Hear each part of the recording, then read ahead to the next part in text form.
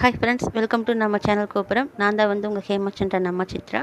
Friends, இன்றைக்குள்ள நம்ம தகவல் களஞ்சியத்துக்குள்ளே பார்க்கலாம். ஃப்ரெண்ட்ஸ் இன்றைக்கி நாகசாகி தினம். நம்ம ஏற்கனவே ஆகஸ்ட் 6 அன்னைக்கு நம்ம சேனலில் ஹிரோஷிமா நாகசாகி தினத்தை பற்றி பேசிக்கொள்ளோம் ஃப்ரெண்ட்ஸ். ஸோ அதோட தொடர்ச்சி ஆகஸ்ட் 9 அன்னைக்கு நாகசாகி தினமாக அனுசரிக்கப்படுது ஃப்ரெண்ட்ஸ், ஜப்பான் நாட்டில் ஹிரோஷிமா நாகசாகி என்னும் நகரத்தில் ஆகஸ்ட் 6 மற்றும் ஆகஸ்ட் 9 அன்னைக்கு குண்டு வெடித்த சம்பவம் தான் ஃப்ரெண்ட்ஸ் இந்த ஹிரோஷிமா நாகசாகி தினம்.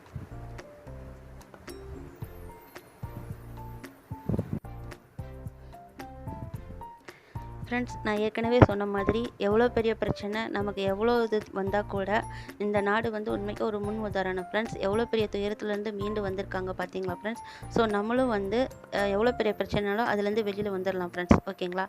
ஸோ அடுத்து நம்ம பார்க்க போகிறது உலக பூர்வ குடிமக்கள் தினம்.